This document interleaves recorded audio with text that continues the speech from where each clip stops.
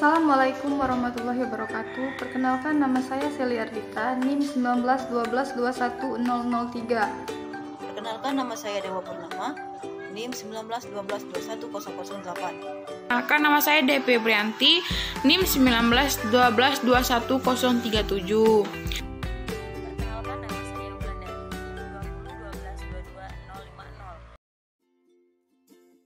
2012222050. Baiklah, kami dari kelompok 4 akan menjelaskan materi tentang rekrutmen tenaga kerja yang ditugaskan oleh Bapak Ferry Supriyanto, SEMSI. Yang pertama akan dijelaskan oleh saya sendiri. Rekrutmen tenaga kerja adalah proses mendapatkan sejumlah calon tenaga kerja yang qualified untuk jabatan atau pekerjaan tertentu dalam suatu organisasi atau perusahaan.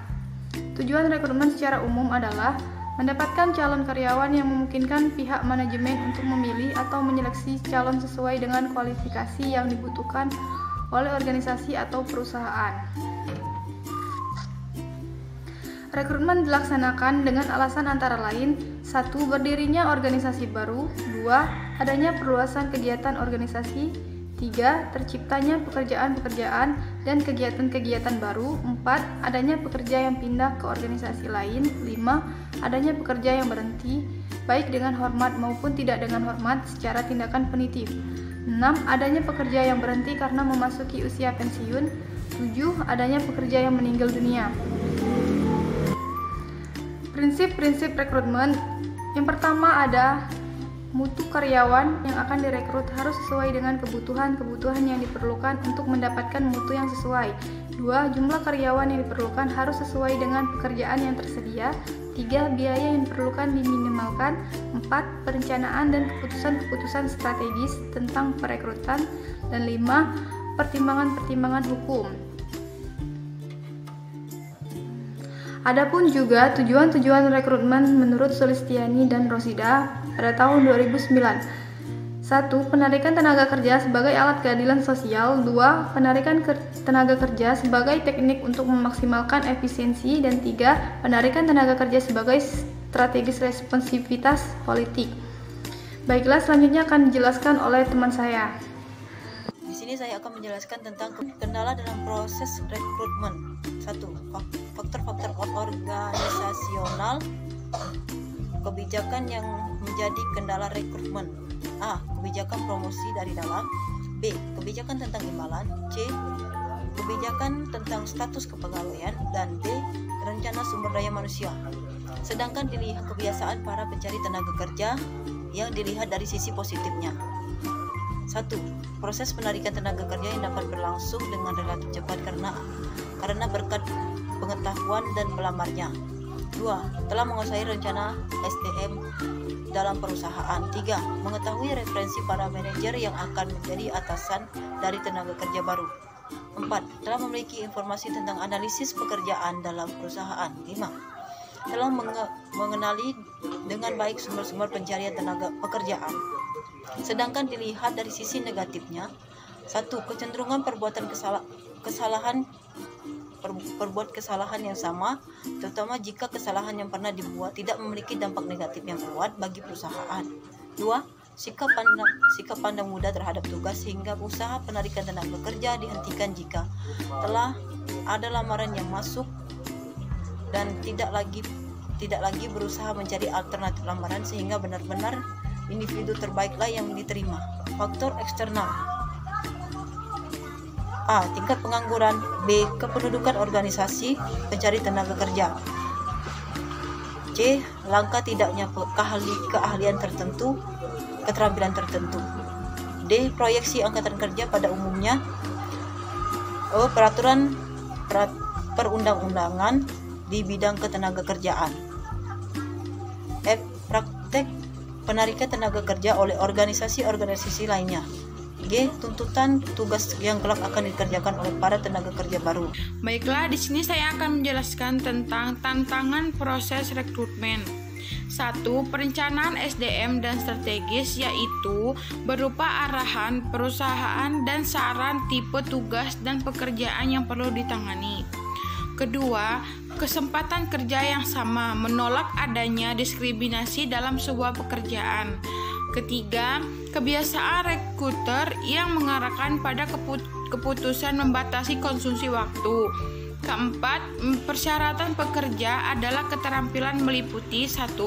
Membuat surat lamaran untuk pelamar. 2. Mengembangkan lamaran alternatif. Lanjutan tantangan 1. Merekrutmen melalui organisasi perusahaan dan mengembangkan hubungan dengan koordinator siswa yang tidak bisa pada sekolah dan universitas. Kedua, mengumumkan komitmen pegawai. Ketiga, mengakomodasi karyawan yang tidak mampu sehingga karyawan menjadi produktif. Keempat, memelihara lingkungan organisasi untuk semua pegawai tanpa ada kesulitan. Tujuan lain kebijakan perusahaan terdiri atas 1. Kebijakan kompensasi perusahaan biasanya menuntut tingkat kompensasi untuk pekerjaan yang berbeda sesuai dengan spesifikasi pekerjaan. Kedua, kebijakan status karyawan baik yang bersifat paruh waktu, kontrak maupun outsourcing. Ketiga, kebijaksanaan pengakuan internasional, yaitu kebijakan menuntut bahwa pekerja asing diperlukan sama dengan pekerjaan lokal. Keempat, kebijakan pindah sehingga membatasi rekruter dalam hal mencari karyawan dari dalam sebelum mendapatkan tenaga kerja. Sumber tenaga kerja 1. Sumber internal, artinya mengisi kekosongan jabatan di dalam organisasi atau perusahaan itu sendiri. Kelebihan metode ini, pembiayaan relatif murah.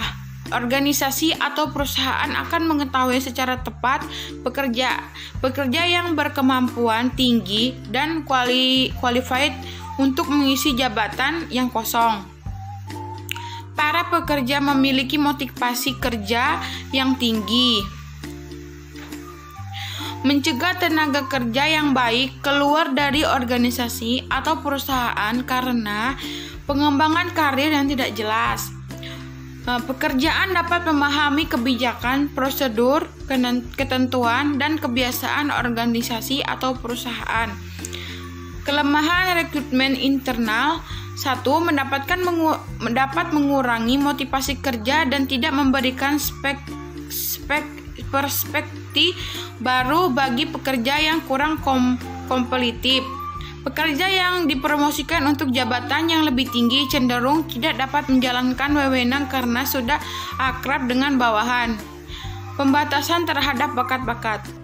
2. Sumber eksternal, yaitu A. Teman atau anggota keluarga karyawan, B. Lamaran yang masuk secara kebetulan, C. Lembaga-lembaga pendidikan, D. Badan-badan penempatan kerja, E. Iklan, F. Sumber-sumber lain lingkungan, pertanian, imigran, organisasi tertentu, buruh veteran, dan sebagainya. 1. Teknik dan prosedur rekrutmen tenaga kerja.